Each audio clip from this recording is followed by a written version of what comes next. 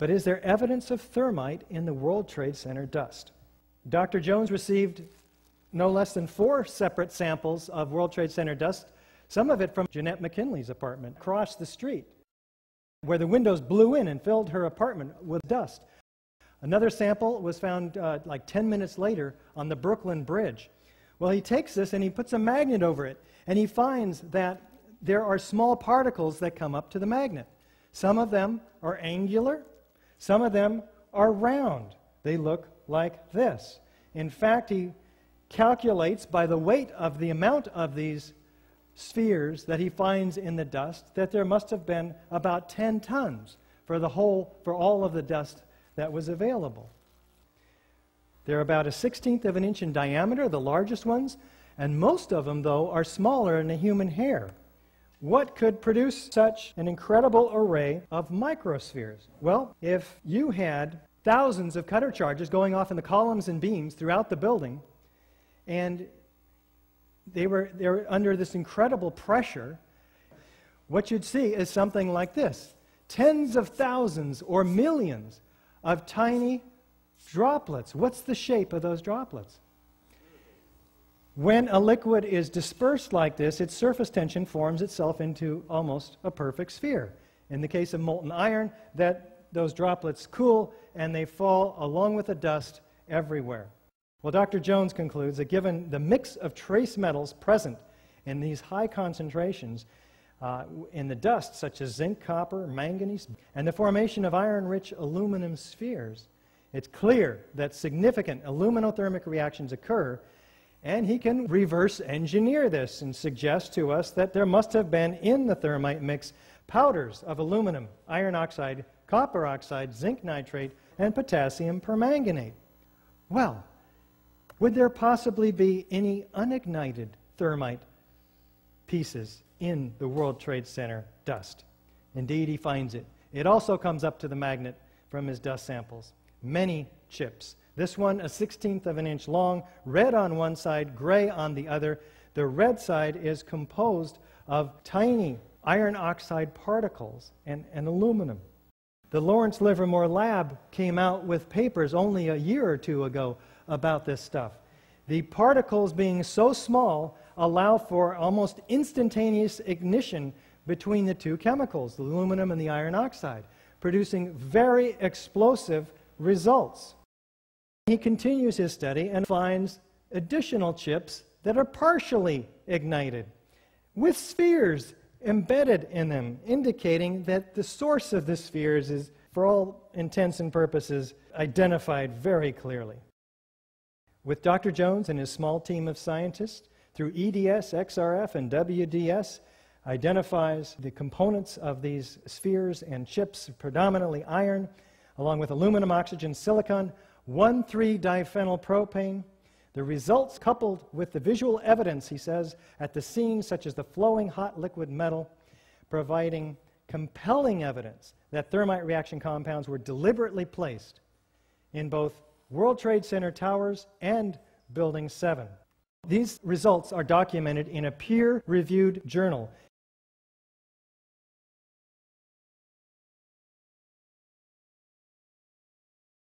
Now, all of this is direct evidence of explosive destruction in Building 7. We'll jump back to only Building 7 now. Now, none of these characteristics can be explained by fire, let alone all of them. Let's listen to what FEMA did conclude, because it is interesting.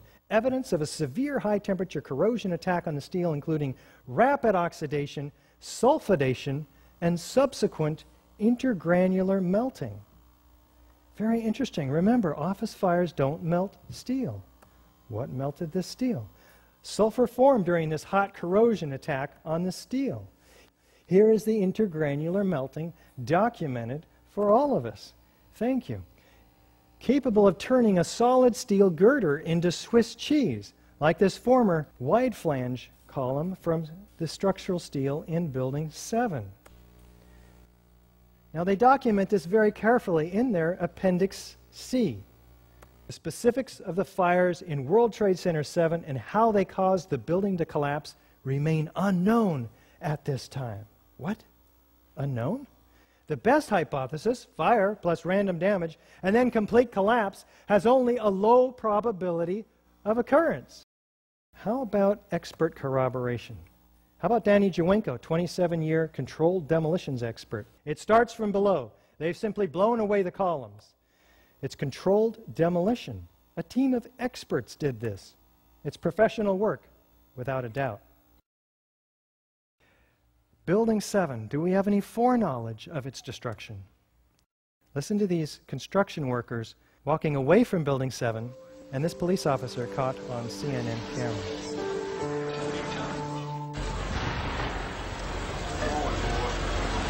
Keep your eye on that building. It'll be coming down. Building is about to blow up. Move it back. All right, guys. We are walking back. There's a building about to blow up. On flame. Debris coming down.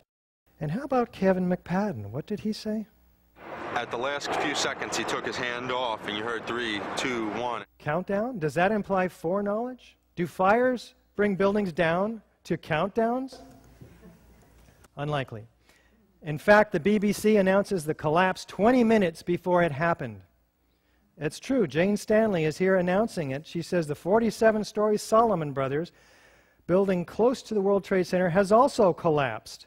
And there it is standing behind her. The BBC apologizes for this grievous error, citing the confusing events of the day. But does that make them psychic? Unlikely. I believe we've shown that Building 7 matches all of the features of controlled demolition in the classic sense. Is it likely that Al-Qaeda could have had access to this building, which had to have been one of the most secure outside the Pentagon? If they didn't, then who did? The evidence is even more clear in the case of the Twin Towers. So let's take a look, starting with the sudden onset. And what is the evidence for this, and how is it produced? Produced by these sounds and flashes from the explosion. 118 of these firefighters witnessed sounds and flashes of explosions. Somewhere around the middle of the World Trade Center, there was this orange and red flash coming out. Initially just one flash, then it just kept popping all the way around the building.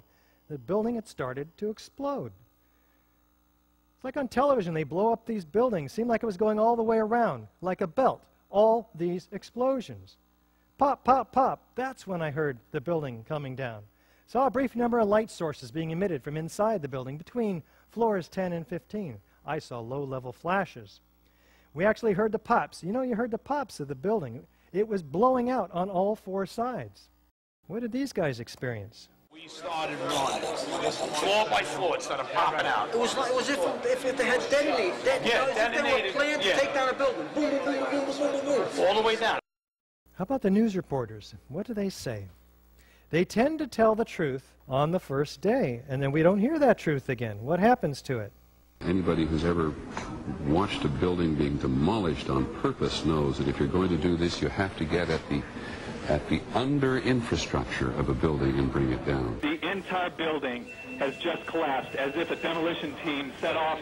When you see the old demolitions of these old buildings, it folded down on itself, and it is not there anymore. I heard a second explosion and another rumble. A huge explosion now, raining debris on all of us. We better get out of the way. And all of a sudden, it was this big explosion. There was another big explosion. An hour later than that, we had that big explosion from much, much lower. Do you know if it was an explosion or if it was a building collapse? To me, it sounded like an explosion, but it was a huge explosion. Chief Albert Turry said that there was another explosion which took place, and then an hour after there was another explosion in one of the towers here. So according to his theory, he thinks that there were actually devices that were planted in the building. It just went ba-boom, it was like a bomb went off, and another explosion came right from it, just everyone flying. Like, it sounded like gunfire, you know, bang, bang, bang, bang, bang, and then all of a sudden, 3 big explosions. I was about 5 blocks away when I heard explosions, 3 thuds. There was a heavy-duty explosion. Again, none of these explosions are a part of the official story. Now, compare these explosions to a known explosion on the left here. Upward, outward arching streamers, pyroclastic volumes of dust, symmetrical display like a mushroom. Does it look like a gravitational collapse to you? Let's look at the North Tower now. What I want to point out to you is that you're going to see some explosions up at the top of the building, curiously enough. And what's going to happen is this entire section is going to telescope such that half of it, its upper half, is destroyed before there's any movement from the jet plane impacts down. Let's take a look. Here's the first evidence of explosion, and then over here, and then the collapsing. Of course, the violent clouds which are emerging even prior to the collapse. We're going to take a close-up look after this second look. A new fuel source, which very well might be jet fuel that wasn't burned, that's getting new oxygen. Let's take a look now closer up. Right away, we're seeing clouds forming up here. Well, wait, the collapse is supposed to be just down here. But we have asymmetrical damage to this building, right? The plane went in one side, and yet this complete symmetrical collapse, we'll use in quotes from now on, and let's keep going. Unexpected. And one more time. In terms of how swiftly belts, just like the firemen saw, all the way around the building. They came down. The antenna falls first, before anything else falls, indicating core column damage first. Now take a look at the same tower from the bottom, noting the violence underneath the mushroom cloud. The collapse is supposed to be occurring way up here, but down below, as you'll see in this second run, incredible quantities of squibs, explosions bursting out. And on the third time, I'd like to direct your attention to this racing series of explosions down the right side in the corner of this building. About 40 stories below the collapsing building. It gets painfully obvious after a while, doesn't it? Do we have a straight down symmetrical progression of collapse outside the footprint? We had a 207-foot wide building. FEMA tells us, and you can see in this document, that we have a 1,200-foot debris field, equidistant around each tower. Asymmetrical damage, symmetrical distribution, all through the site, in fact, and beyond. Do we have squibs, or these mistimed explosions?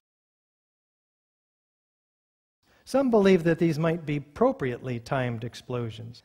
Whatever. In all the videos of the collapses, explosions can be seen bursting from the building 20 to 30 stories below the demolition wave. Here,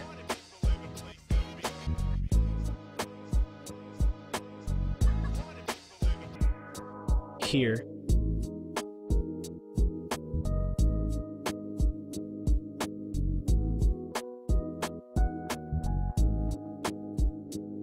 here,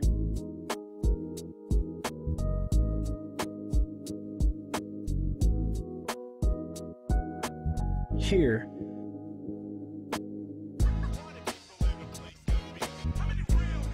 here,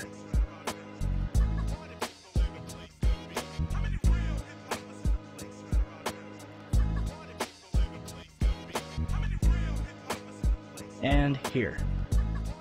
Now, NIST tells us that these are puffs of air being produced by the collapsing building pushing air down the hoistway like a piston. It's got to come out somewhere, right? Well, first of all, these are not puffs of air. They're pulverized building materials. And they occur at 160 to 200 feet, some of them, per second. These velocities are propelled by explosives. 20, 40, and 60 stories below. How can the piston be producing all of that? These highly focalized, pinpoint accurate, geometrically precise, violent ejections. Do we have a near free fall pace through the path of greatest resistance?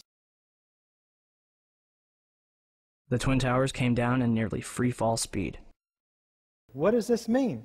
That the columns had to have been removed virtually simultaneously on each floor, synchronistically timed, so the building had virtually no resistance on the way down.